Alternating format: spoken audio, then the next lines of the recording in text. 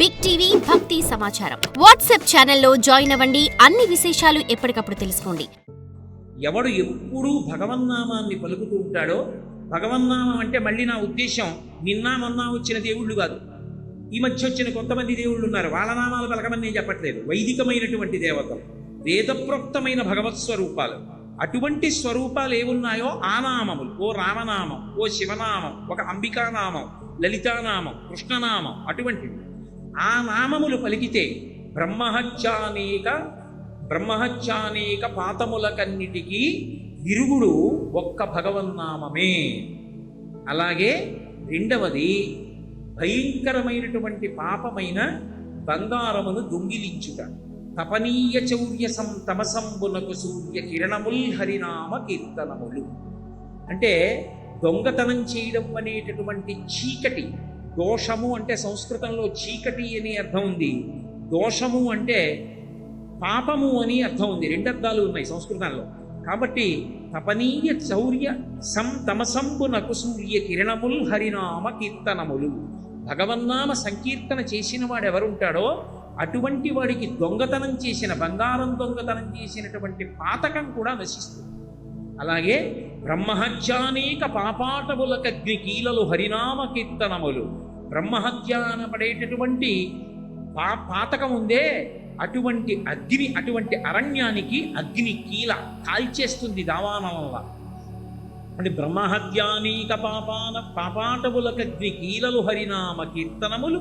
తపనీయ చౌర్యసం తమసంబునకు సూర్య కిరణముల్ హరినామ కీర్తనములు. గురుతల్ప కల్మష దురితనాగ సమితికి కేసరుల్ హరినామ కీర్తనములు.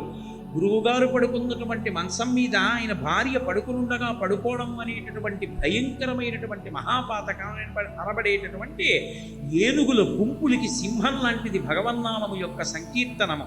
అలాగే మధుపాన కిల్బిష మదనాగ సమితికి కేసరుల్ హరినామ కీర్తనములు.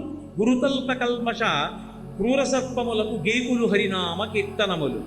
ఆ చేసినటువంటి దోషము ఏదైతే ఉందో, అంటే మత్తు పానీయాలు, కళ్ళు, సారా మొదలైనటువంటివి తాగడం అనేటటువంటి భయంకరమైన పాతకమనబడేటటువంటి సర్పం ఏదుందో దానికి ముంగిస వంటిది భగవన్నామము యొక్క సంకీర్తనము. ఈ నామ సంకీర్తన చేత ఎప్పుడూ చేసినటువంటి పాతకం కూడా నశిస్తుంది. అంత గొప్పది భగవన్నామ సంకీర్తనం.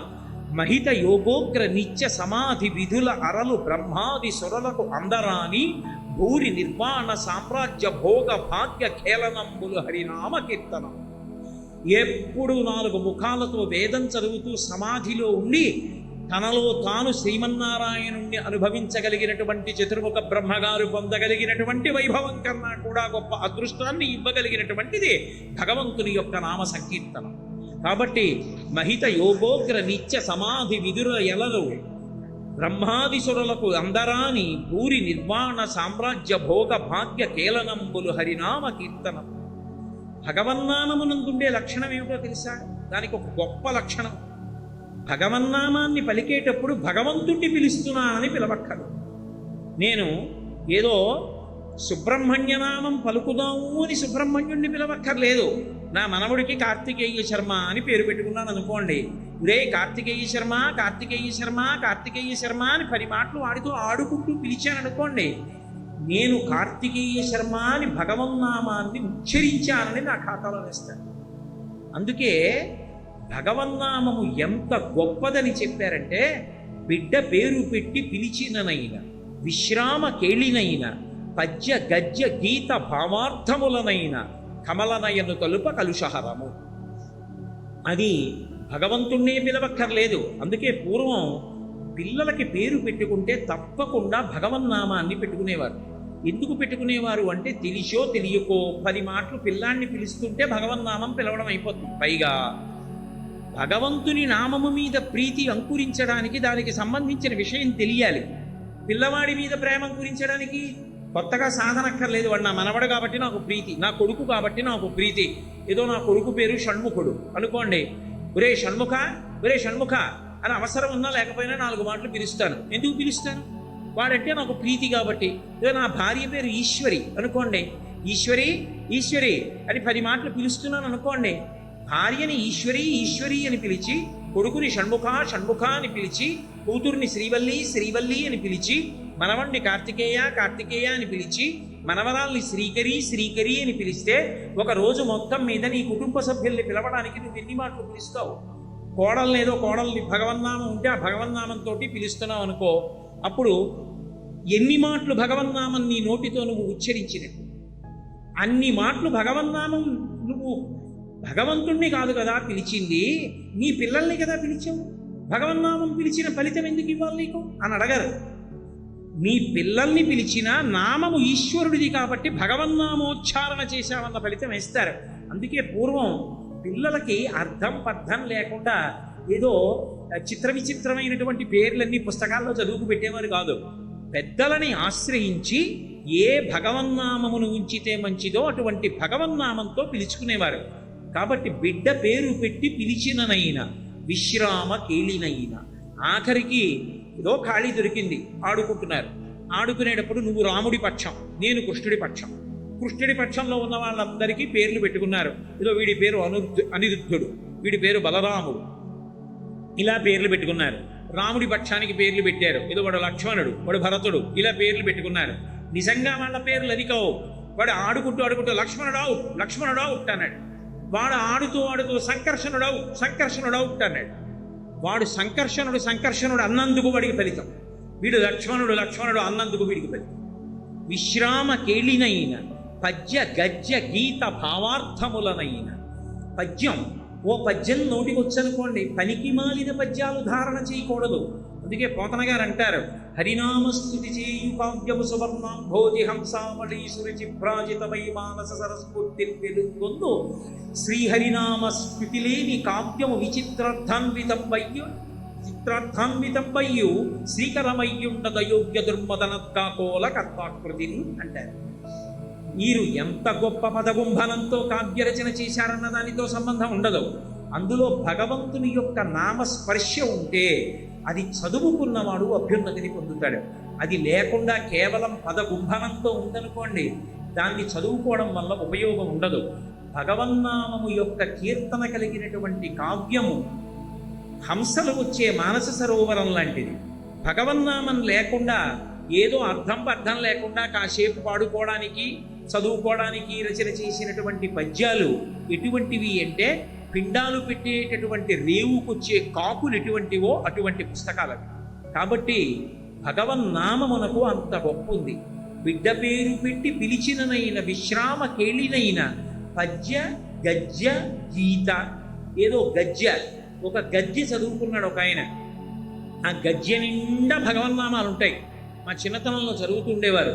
శ్రీ వెంకటేశ్వర ఆర్తులకు అభయంకరుడవు, సంసార సర్పదష్టులం తెర్ప గరుడధ్వజుండవు, పాపమును మొసలిచే పట్టుబడిన వారి బాధలు మంప చక్రాయుధుండవు అని, ఆ సంసార సర్పదష్టులం తెర్ప గరుడధ్వజుండవు అని ఆ నామాలన్నిటితో కూడుకున్న గద్య ఉండేది. ఆ గద్యంతా చదువుకునేవారు. చదువుకుంటే దాని నిండా భగవన్నామ సంకీర్తనం ఉంది. అది వాణ్ణి కాపాడు. పద్య గద్య గీత, ఆఖరికి అది పాట అయినా సరే ఆ పాట నిండా భగవత్ తత్వము ఆవిష్కరింపబడింది. ఇప్పుడు ఆ పాట పాడుకున్నాడు, ఏదో నాలుక మీదకి వచ్చింది. పాటకున్న గొప్పతనం ఏమిటో తెలుసా? మీరు ఆ పాట విన్నా, ఆ పాట ఎవరో పాడినా అది మీకు నచ్చింది అనుకోండి, మీరు లోపలికి వెళ్ళినా కూడా మీ నోట్లో అదే పాట పలుకుతుంది. ఏదో హిమగిరి తనయే హేమలతే అని కీర్తన విన్నారు, లేకపోతే కంజదలాయతాక్షి కామాక్షి అని ఓ కీర్తన విన్నారు. అద్భుతంగా పాడింది గాయలు. ఇప్పుడు మీకు తెలియకుండానే మీరు ఇంటికి వెళ్ళిపోతున్న కంజదలాయతాక్షి కామాక్షి అని పాడుకుంటారు. పాట నోటితో భగవత్ సంబంధంది పాడినా కూడా అది ఈశ్వరుడి యొక్క నామాన్ని పలకడమే. పద్య గద్య గీత భావ అర్థములనైనా. ఏమంటే ఆ పద్యానికి అర్థం నాకు తెలియదు, కానీ ఆ పద్యానికి అర్థం ఇదండి అని అక్కడ రాసి ఉంది. అది చదువుకున్నప్పుడు భగవన్నామం పలికాడు, అర్థంలో పలికాడు, చాలు రక్షింపబడతాడు. పద్య గద్య గీత భావార్థములనైన కమలనయను కలుప కలుషహరము.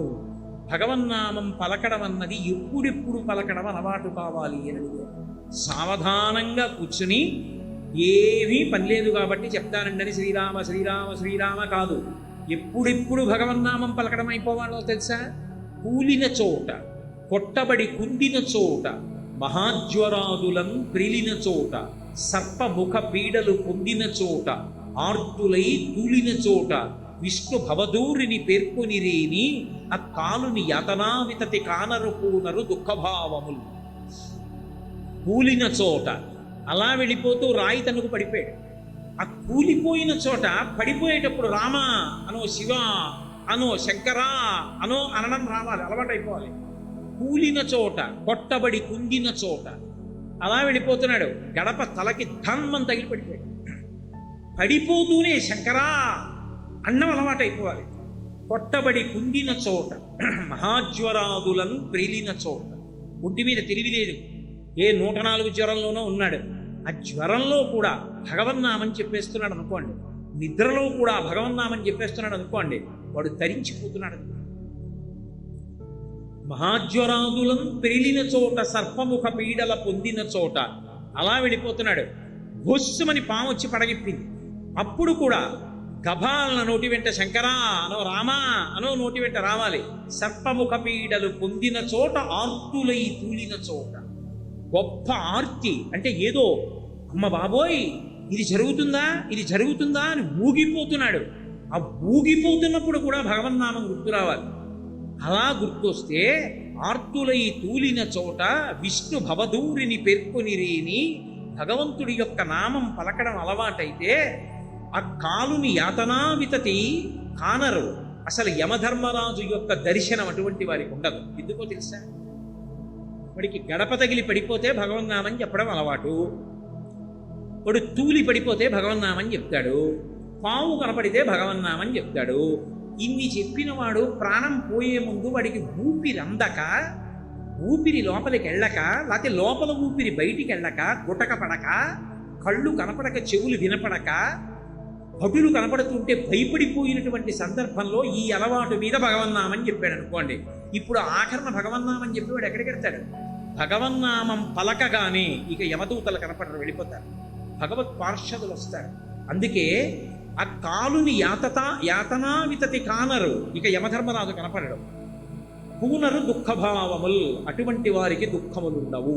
భగవన్నామ సంకీర్తనము అంత గొప్పది. అందుకే ప్రాణం పోయేటప్పుడు భగవన్నామని చెప్పగలిగితే అంతకన్నా అదృష్టవంతుడు లోకంలో లేడు.